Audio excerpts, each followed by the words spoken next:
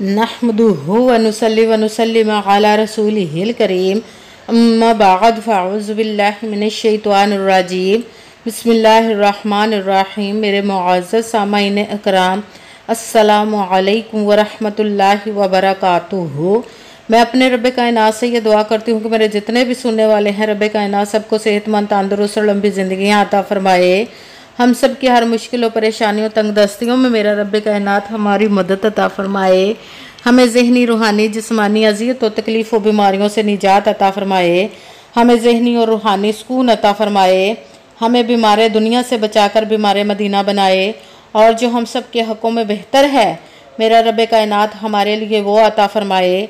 और जो हमारे हक़ों में बेहतर नहीं, उसका ख्याल भी हम सब के दिलों से निकाल दे और हम सब को अपनी रज़ा पर राज़ी रहने वाला बना दे। आमीन सुमा आमीन।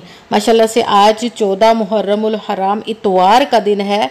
आज के दिन जिसने भी 27 बार ये सूरत पढ़ ली, फिर अल्लाह पाक से जो भी मांगे हर हाल में मिलकर रहेगा। आपकी हर हाजत, हर मकसद के लिए ये बहुत ही ख़ास और पावरफुल वजीफ़ा है। इस वजीफ़े को आज के दिन स्किप मत कीजिए। किसी भी हाजत, किसी भी मकसद के लिए आप इस वजीफ़े को पढ़ सकते हैं। 27 बार ये पढ़नी है जो आपको मैं वजीफ़ा बताने लगी हूँ। इसको आपने बहुत ही ख़ास और पावरफुल वजीफ़ा आज के दिन, इस वजीफ़े को स्किप मत कीजिएगा, छोड़िएगा मत। जैसे वीडियो मिले फ़ौरन पढ़ लेगा और फ़ौरन किसी मजबूरी की वजह से ना पढ़ सके तो आपने वीडियो को अपने पास सेव कर लियो। जैसे ही टाइम मिले इस वजीफ़े को लाजमन पढ़िएगा और पढ़ते ही देखिएगा कि कैसे रब्बे कायनात आपकी ज़िंदगी में मोजज़े अता फरमाता है, कैसे आपकी ज़िंदगी को बदल के रख देगा इंशाअल्लाह अज़ीज़। आप इस वजीफ़े को किसी भी मकसद, किसी भी हाजत, किसी भी मुराद के लिए पढ़ सकते हैं। अपना घर नहीं, घर ख़रीदने के लिए पढ़ सकते हैं। आप गैबी ख़जानों से दौलत लेने के लिए पढ़ सकते हैं। आपके घर में लड़ाई झगड़े रहते हैं, नचाकी, परेशानी, मुफलिसी, गरीबी है, उसके लिए पढ़ सकते हैं।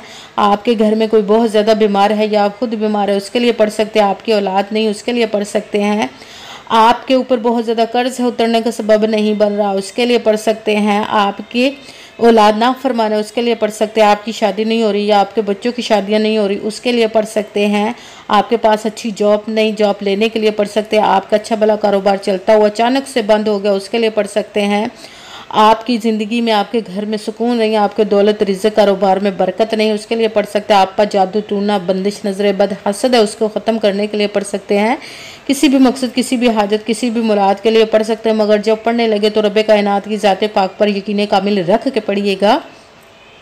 कहते हैं कि यकीन कामिल होता है, पीर कामिल नहीं होता। और अच्छी नीयत रख के पढ़िएगा कि रब्बे कायनात कुरान पाक में इरशाद फरमाता है, इन्नमल अमालु बिन्नियात, कि जो अमलों का दारोमदार होता है वो नीयतों पर होता है। अगर हमारी नीयत अच्छी है तो हमारा अमल भी अच्छा होता है, और अगर हमारी नीयत ही अच्छी नहीं तो हमारा अमल भी अच्छा नहीं होता। चाहे हम जितनी मर्जी मेहनत कर ले, जितनी मर्जी कोशिश कर ले, हमें उसका फल, उसका अजर अच्छा नहीं मिलता। इसलिए अच्छी नीयत रख के, पुख्ता यकीन रख के और 5 वक्त की नमाज की पाबंदी लाजमी रखनी है। फिर इस वजीफ़े को कीजिए और वजीफ़ा करते वक्त आपके दिलों में, जहनों में ऐसा वसवसा नहीं आना चाहिए कि हम ये अमल कर ले, पता नहीं हमारी मुराद पूरी हो या ना हो। ऐसा हो नहीं सकता कि हम रब्बे कायनात के किसी इसम का या कलाम पाक का वजीफ़ा करें और हमें कामयाबी ना मिले। ये हमारे ईमान की कमज़ोरी है जिसकी वजह से हमें नाकामी मिलती है। इसीलिए आपने सिर्फ अमल करना, उसका फल, उसका अजर देना उस ज़ाते पाक का काम है, क्योंकि उसकी दस्ते कुदरत से कोई चीज़ बाहर नहीं। उसके कुन कहने की देर हर फयाकून हो जाता है। आपने अमल करने के बाद उसके कुन का इंतज़ार करना है। इंशाअल्लाह अज़ीज़ रब्बे कायनात आपकी ज़िंदगी में ऐसे से मोजज़े अता फरमाएगा कि आपके तकदीर के बंद ताले खोल देगा, आपके नसीब के सितारों को चमका देगा। आपको किसी चीज़ की कभी कमी नहीं रहेगी इंशाअल्लाह अज़ीज़ उसके हुक्म से।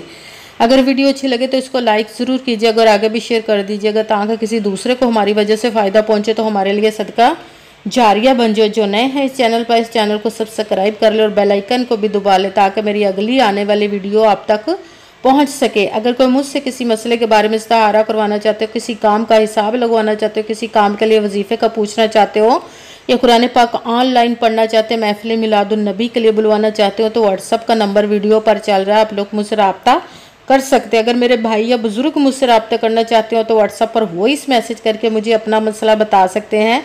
अगर बहनें या माएँ मुझसे रब्ता करना चाहती हो तो व्हाट्सअप पर वॉइस कॉल करके मुझसे बात कर सकती हैं, अपना मसला बता सकती हैं। आपने वजीफ़ा करने से पहले कमेंट्स में अपना नाम और जहां आप रहते हो जगह का नाम और अल्लाह पाक का एक नाम ज़रूर लिखना, ताकि मैं भी आप लोगों के लिए दुआ कर सकूँ और फिर वजीफ़े की भी आप लोगों को इजाज़त मिल जाएगी। आपने वजीफ़ा करने से पहले पूरी वीडियो को ध्यान के साथ सुन के समझ के फिर वजीफ़े को करना। ऐसा ना हो कि वीडियो को स्किप कर करके छोड़ छोड़ के सुने और फिर कोई बात रह जाए और आप वजीफ़ा करें और वो ठीक ना हो।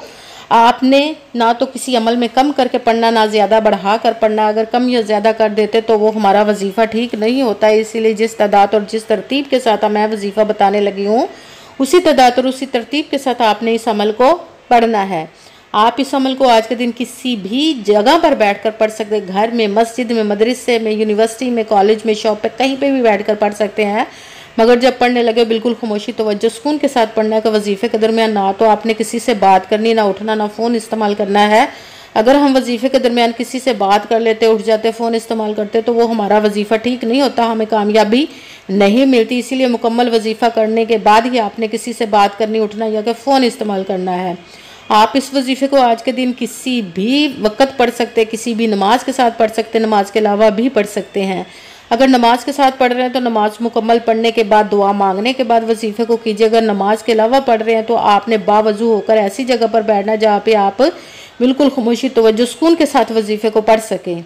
आपने जब बैठ गए वजीफ़ा पढ़ने के लिए तो एक मरतबा दुरूद पाक पढ़ना, कोई सा भी दुरूद पाक पढ़ सकते हैं, मगर दुरूद इब्राहिमी जो नमाज में पढ़ा जाता है वो वाला दुरूद पाक एक मरतबा पढ़ लें तो ज़्यादा बेहतर है। जब दुरूद पाक पढ़ लिया, अब आपने एक मरतबा आऊज़ु बिल्लाहि मिनश्शैतानिर रजीम बिस्मिल्लाहिर्रहमानिर्रहीम पढ़कर अपने मकसद की नीयत कर लेनी है, जिस मकसद, जिस हाजत के लिए आप इस वजीफ़े को पढ़ने लगे हैं।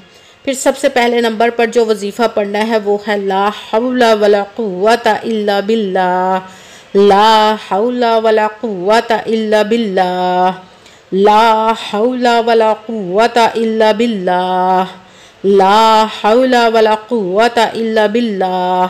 इसको आपने 11 मरतबा 11 टाइम पढ़ना है। फिर साथ ही दूसरे नंबर वाला वजीफ़ा कुरान पाक की बहुत ही ख़ास पावरफुल सूरत इखलास का वजीफ़ा पढ़ना है, जिसको एक मरतबा पढ़े तो 1/3 10 पारों का सवाब मिलता है और 3 मरतबा पढ़े तो एक कुरान पाक का सवाब मिलता है। दूसरे नंबर पर जो आपने अमल करना है, वजीफ़ा पढ़ना है, वो सूरत इखलास का ही पढ़ना है। बिस्मिल्लाहिर्रहमानिर्रहीम कुल हुवल्लाहु अहद अल्लाहुस समद लम यलिद वलम यूलद वलम यकुल्लाहु कुफुवन अहद। बिस्मिल्लाहिर्रहमानिर्रहीम कुल हुवल्लाहु अहद अल्लाहुस समद लम यलिद वलम यूलद वलम यकुल्लाहु कुफुवन अहद। सूरत इखलास को आपने 27 मरतबा 27 टाइम पढ़ना है। जो भी मांगोगे रब्बे कायनात से इंशाल्लाह आपकी हर मुराद, हर हाज जो नेक और जायज़ होगी, रब्बे कायनात अपने हुक्म से कबूल व मंजूर अता फरमा के आपकी पूरी फरमा देगा।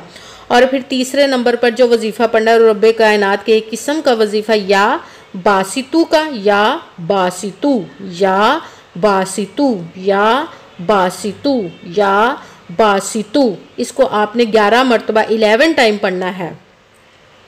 सबसे पहले आपने दुरूद पाक पढ़ना है 3, 7 या 11 मरतबा दुरूद पाक जब पढ़ ले, एक मरतबा आऊज़ु बिल्लाहि मिनश्शैतानिर रजीम बिस्मिल्लाहिर्रहमानिर्रहीम पढ़कर अपने मकसद की नीयत कर लेनी। फिर सबसे पहले नंबर पर जो वजीफ़ा पढ़ना वो ला हौला वला कुव्वता इल्ला बिल्लाह, इसको आपने 11 मरतबा 11 टाइम पढ़ना। फिर दूसरे नंबर पर बिस्मिल्लाहिर्रहमानिर्रहीम कुल हुवल्लाहु अहद अल्लाहुस समद लम यलिद वलम यूलद वलम यकुल्लाहु कुफुवन अहद। सूरत इखलास को 27 मरतबा 27 टाइम पढ़ना। फिर साथ ही तीसरे नंबर वाला वजीफ़ा या बासितू, इसको आपने 11 मरतबा 11 टाइम पढ़ना। फिर साथ ही वही दुरूद पाक पढ़ना जो दुरूद पाक आपने वजीफ़ा शुरू करने से पहले पढ़ा था 7, 3 या 11 मरतबा। जितनी दफ़ा शुरू में पढ़ा उतनी मरतबा ही आपने आखिर में पढ़ना है। जब दुरूद पाक पढ़ लिया, अब आपका वजीफ़ा मुकम्मल हो गया। अब आपने दोनों हाथों को रब्बे कायनात की बारगाह अक़दस में बुलंद कर लेना। सबसे पहले अपने गुनाहों की बख्शिश की दुआ मांगनी। फिर जिस मकसद, जिस हाजत के लिए आपने इस वजीफ़े को किया उसकी खूब दुआ कीजिएगा और दुआओं में मुझे भी याद रखिएगा, मेरे लिए भी दुआ कीजिएगा। जज़ाकल्लाहु खैरा। जिस मकसद, जिस हाजत के लिए आपने इस वजीफ़े को किया, रब्बे कायनात अपने हुक्म से, अपने प्यारे महबूब के सदका से, अपने कलाम पाक और इसमें मुबारक के सदके और इस प्यारे प्यारे माह मुबारक मुहर्रमुल हराम और शोहदा करबला के सदके आपकी तमाम नेक व जायज़ हाजात को कबूल व मंजूर अता फरमाए। आमीन सुमा आमीन। अस्सलामु अलैकुम व रहमतुल्लाहि व बरकातुहू।